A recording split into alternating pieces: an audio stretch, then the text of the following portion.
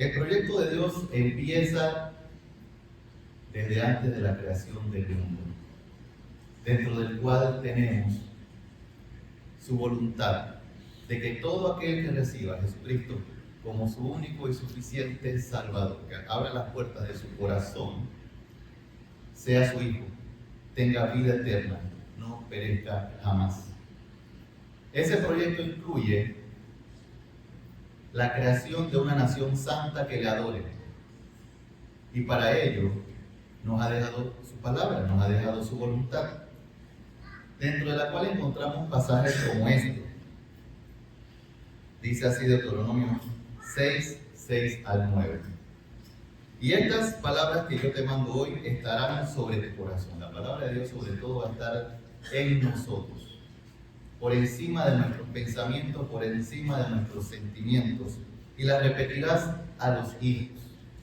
Dios nos habla acerca de instruir a las nuevas generaciones, levantar un relevo generacional, un discipulado, una transferencia de vida.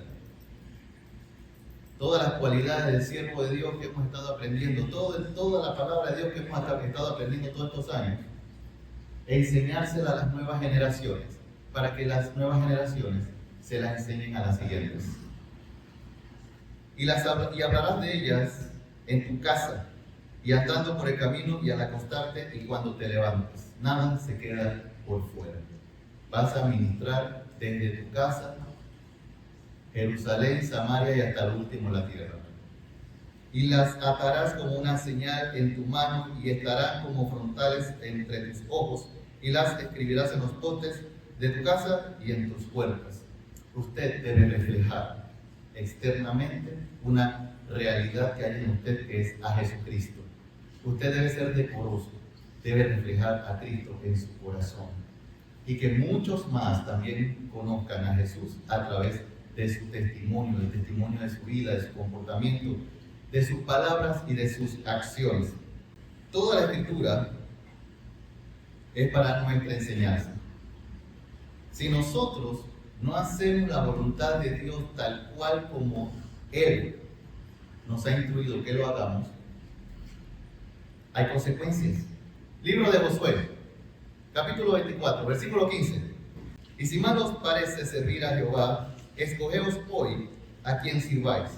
Si a los dioses a quienes sirvieron vuestros padres cuando estuvieron al otro lado del río, o a los dioses de los amorreos en cuya tierra habitáis. Pueblo, ustedes tomen la decisión. ¿Qué es lo que van a hacer? ¿Van a seguir a los dioses falsos de este mundo? Hagan lo que quieran. Ese es el problema de ustedes. ¿Por qué? Pero yo y mi casa serviremos a Jehová. Yo y mi casa serviremos a Jehová. Reunió a todo el pueblo Josué y les puso los puntos sobre las íes. Decidan qué es lo que van a hacer. Y la gente, versículo 21 dice: Josué, no te pongas así. ¿Qué pasa, brother? Relax. El pueblo entonces dijo a Josué: no, sino que a Jehová serviremos. Oye, relax. Versículo 24, capítulo 24 de Josué. Y el pueblo respondió a Josué: a Jehová nuestro Dios serviremos y a su voz obedeceremos. Versículo 29. Después de estas cosas murió Josué, hijo de Nun, siervo de Jehová, siendo de 110 años. Murió Josué. Ese que le puso los puntos sobre las íes, que puso al pueblo a decidir, que predicó la voluntad de Dios, murió. Partió con el Señor. Y dice el versículo 31, capítulo 24: y sirvió Israel a Jehová todo el tiempo de Josué, y todo el tiempo de los ancianos que sobrevivieron a Josué, y que sabían todas las obras que Jehová había hecho por Israel. Josué y su generación cumplieron su palabra, hasta lo último estuvieron sirviendo a Jehová. Y sirvió Israel a Jehová todo el tiempo de Josué. Todo el tiempo que Josué estuvo vivo, ellos estuvieron sirviendo. Muy buena generación. Y todo el tiempo de los ancianos que dijeron: yo también, nosotros serviremos a Jehová, todo el tiempo de esa generación también estuvieron sirviendo a Jehová, que sabían todas las obras que Jehová había hecho por Israel. Pero ¿saben qué pasó? No hubo un relevo generacional, no hubo un discipulado. todo su conocimiento acerca de las cosas que había hecho Dios por Israel, su palabra, su voluntad, esa consagración que ellos en un momento dado profesaron con su boca, se comprometieron, no se le enseñaron a sus hijos, no hicieron una transferencia de vida, no. Jueces, vamos al siguiente libro, capítulo 2, versículo 10 al 12. Y toda aquella generación también fue reunida a sus padres, y se levantó después de ellos otra generación, los hijos, los jóvenes, que no conocían a Jehová, no conocían a Dios. En nuestro tiempo pudiéramos decir que ni siquiera fueron evangelizados, ni la obra que Él había hecho por Israel. Después los hijos de Israel hicieron lo malo, versículo ahí mismo a continuación, ante los ojos de Jehová, y sirvieron a los Baales. Dejaron a Jehová, el Dios de sus padres, que los había sacado de la tierra de Egipto, y se fueron tras otros dioses, los dioses de los pueblos que estaban en sus alrededores, a los cuales adoraron y provocaron a ira a Jehová. Capítulo 21, versículo 25. En estos días no había rey de Israel. Cada uno hacía lo que bien le parecía. Esta nueva generación no estaban caminando conforme a los estatutos y preceptos de Dios. Consecuencias de la ausencia de discipulado. En 1 Samuel capítulo 3, un traslape con el tiempo de los jueces. Versículo 1 al 9, con un antecedente en donde no hubo transferencia de vida ni hubo discipulado, encontramos al joven Samuel, el cual ministraba a Jehová en presencia de Eli. Dato importante, dato y muy importante para la trama. Samuel estaba ministrando en la casa en presencia de Eli, y la palabra de Jehová escaseaba en aquellos días. No había visión con frecuencia. ¿Cómo es eso que la palabra de Dios escaseaba? Es lo que nosotros principalmente tenemos que predicar. Vimos en Deuteronomio que ese pueblo recibió una indicación, que la palabra de Dios tenía que ser enseñada a los hijos, y tenían que reflejarla, y tenían que ponerla en los postes y por todos lados de su vida. Y ahora en este tiempo de Samuel, cronológicamente hablando, la palabra de Dios escaseaba y no había visión con frecuencia. Y aconteció un día que estando Elí acostado en su aposento, cuando sus ojos comenzaban a oscurecerse, de modo que no podía ver, una condición física que refleja su condición espiritual, por estar apartado de los caminos de Dios, también estaba espiritualmente oscurecido, estaba en tinieblas, estaba cegado. Samuel estaba durmiendo en el templo de Jehová, versículo 3, donde estaba el arca de Dios, antes que la lámpara de Dios fuese apagada. Lámpara que nunca debía apagarse, la cual había instrucciones en la ley de Dios de que ellos debían tener un suministro constante de aceite para que la lámpara no se apagara, la cual es la palabra de Dios. Nunca debe apagarse en nuestras vidas. Y aquí lo hacían de manera rutinaria. Decía, oye, apaga la luz que me molesta, no puedo dormir con esta luz encendida. Nunca debía apagarse la lámpara. Y dice, Jehová llamó a Samuel, y él respondió, heme aquí. Dios llamó a Samuel. Y corriendo luego a Elí, dijo, heme aquí. O sea que Samuel no reconoció que era la voz de Dios, y fue a Elí pensando que Elí era que lo había llamado. Elí dice, ¿para qué me llamaste? Y Elí le dijo, yo no te he llamado, vuelve y acuéstate. Y se volvió y se acostó. Y Jehová volvió a llamar otra vez a Samuel, y levantándose Samuel vino a Elí y dijo, heme aquí, ¿para qué me has llamado? Y dijo, hijo mío, yo no te he llamado, vuelve a acostar. Ni el mismo Elí, en su ceguera espiritual, está entendiendo que Dios está llamando a Samuel, y mucho menos Samuel. Y Samuel dice, versículo 7, no había conocido a Jehová. Esto es el dato perturbador. ¿Cómo es que Samuel, que no había conocido a Jehová, ministraba en la casa de Dios? Prácticamente en nuestro léxico cristiano, dentro de la gracia, podemos decir, no había recibido a Jesucristo en su corazón, no había sido evangelizado, y ya estaba sirviendo en el templo. En la falta de sobriedad de él, estas cosas pasaban y no se daban cuenta. Versículo 8. Jehová pues llamó la tercera vez a Samuel, y él se levantó y vino a Elí y dijo, heme aquí, ¿para qué me has llamado? Entonces a la tercera, que es la vencida, Elí se dio cuenta y le explicó a Samuel que realmente era la voz de Jehová que le estaba llamando. Miren que acá dice también de que la palabra de Dios no le había sido revelada a Samuel, cuando realmente lo primero que tiene que ser revelado en nuestras vidas. Somos iglesia, tenemos un conocimiento claro de que tenemos instrucciones de parte de Dios, de que esto no se debe repetir.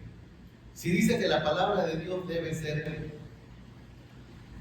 enseñada, predicada, que nosotros, los cabezas de hogar, los líderes de la iglesia, los pastores, tenemos que predicarla en la congregación, entonces deberíamos pensar de que la multiplicación de la iglesia debería ser exponencial.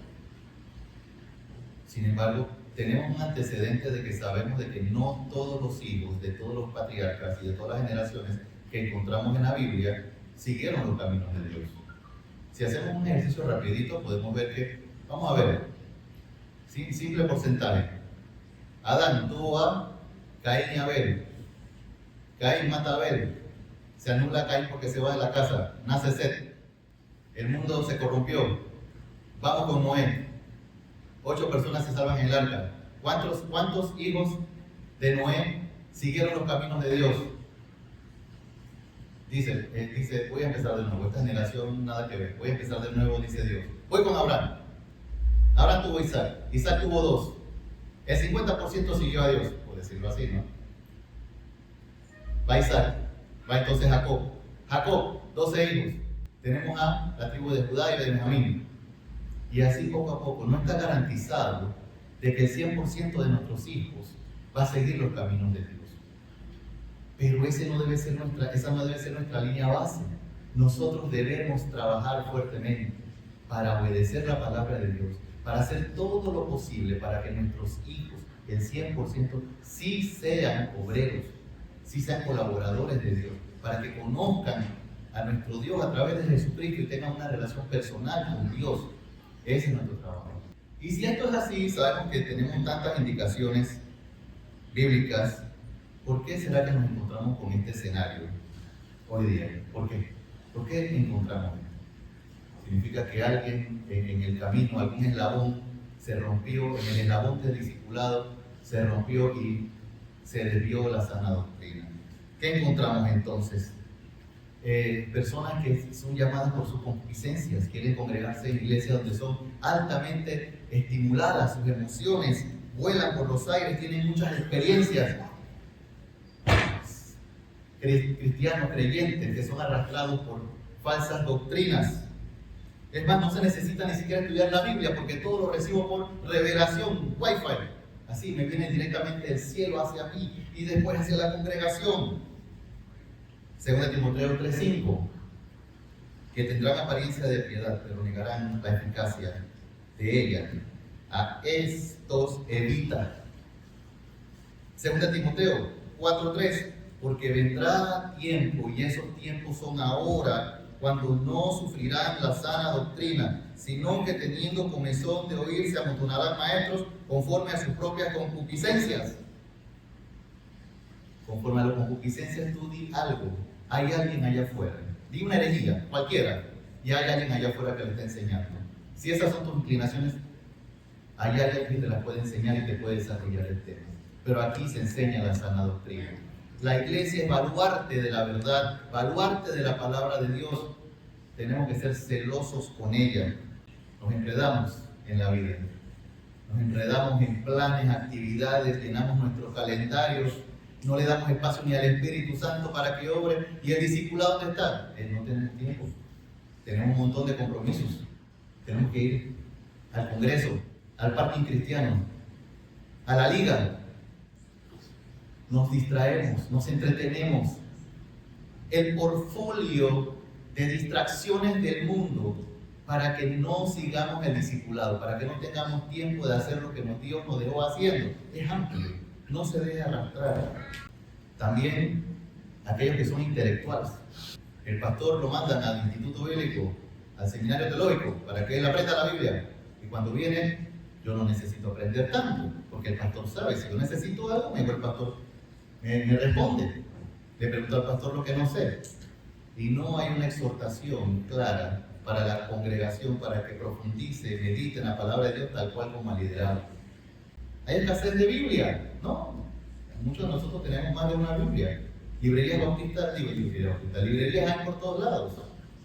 Librerías cristianas, a eso me refiero. Hay montones de Biblias.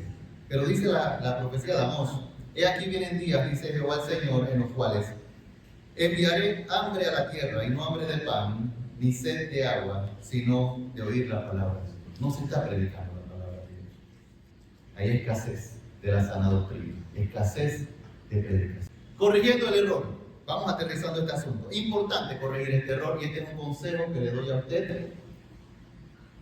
Hermano, aliméntese solo en su iglesia local. No se deje contaminar por la gran cantidad de material que usted consigue en internet, de predicaciones, bosquejos, libros y todo lo demás.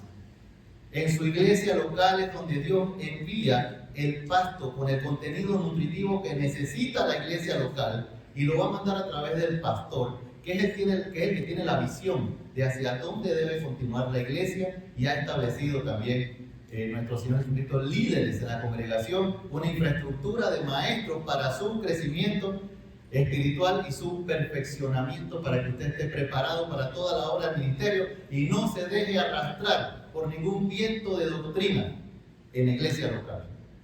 No se vaya a comer afuera, no coma comida chatarra. Llegue a su casa y coma, allá hay sopa. No se vaya para el McDonald's. Iglesia, misión, visión, discipulado. Este es un recorderis para mí, para nuestra congregación y para todas las congregaciones que están representadas. Por lo menos sé que vinieron hermanos de Betania, estamos los de Dorado, estamos los de la iglesia Misión Discipulado, y seguramente alguna otra iglesia por ahí está representada. Retomemos, volvamos al modelo bíblico, al verdadero discipulado. Recuerde, el discipulado no es una serie de 4, 16, 22 lecciones. Es una transferencia de vida, es hacer lo que hizo Jesucristo aquí en la tierra. ¿Con qué propósito? Porque en Él fueron creadas todas las cosas, las que hay en los cielos y las que hay en la tierra, visibles e invisibles, sean tronos, dominios, sean principados, sean potestades, todo fue creado por medio de Él y para Él. Usted fue creado por medio de Jesucristo y para Jesucristo. Discipúlese y crezca en la palabra de Dios, para que usted sea usado por Dios, porque usted es de Él, usted le pertenece, su cuerpo y su espíritu son de Dios. Por lo tanto, empieza a ejercitarse en el motivo de su existir. ¿Para qué? Para la alabanza de su gloria. Como dice Efesios 1:12. Y nosotros tenemos un marco. Y ese marco lo encontramos en la gran comisión. Tenemos por escrito de lo que estamos hablando. Mateo 28, 19 y 20.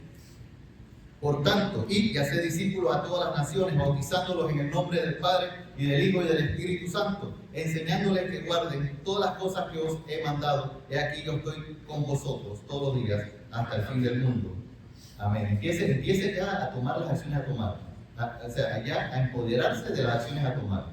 Aquí estoy hablando de cosas que son con usted. Y usted tiene que tomar acción en qué.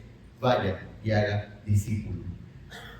Hechos 1:8, pero recibiréis poder cuando haya venido sobre vosotros el Espíritu Santo. Y si usted ha recibido a Cristo como su Salvador personal, ya usted fue sellado por el Espíritu Santo y tiene el poder para ser testigo. Tome entonces esta acción para usted. Sea testigo de Jesucristo, desde aquí hasta el último de la tierra. Marcos 16:15. Este versículo debe ser que es exclusivo para pastores. Porque dice, y les dijo, id por todo el mundo y predicad el evangelio a toda criatura. O esto es con usted. Esto es con todos los que estamos aquí. Desde que entré por esa puerta y vi que decía, id y hacer discípulos. No decía, entre por aquí, bienvenido. No, uno va entrando y te dice, salga. Eso es lo que hay que hacer. Salir, no defender cuartel. Aquí estamos para ir a hacer discípulos, procurando mantenernos dentro del marco de los linderos que nos ha dejado Dios en su palabra.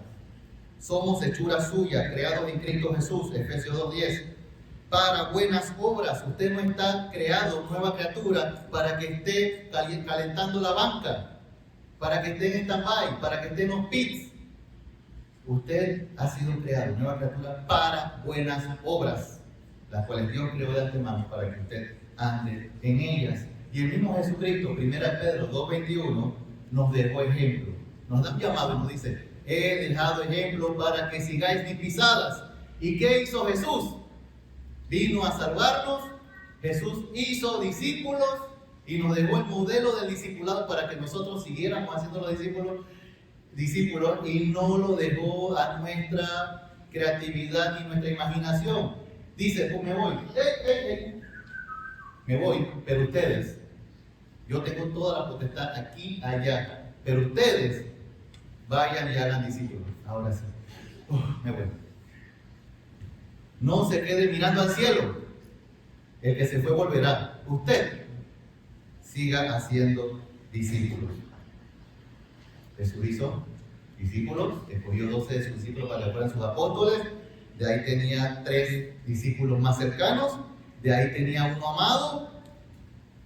Esos discípulos le ayudaron a trabajar a Jesús para entonces alcanzar otra multitud, y de donde salieron 70 enviados, y esos 70 enviados se fueron multiplicando y vemos miles en el libro de Hechos, y el Evangelio llegó hoy día hasta acá, Panamá. Aquí estamos por la obra del ministerio.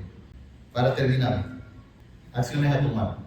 Juan 8:31 dice: dijo entonces Jesús a los judíos que habían creído en él: si vosotros permaneciereis en mi palabra, seréis verdaderamente mis discípulos. Primera acción a tomar: permanece en la palabra de Dios para que seas discípulo de Cristo.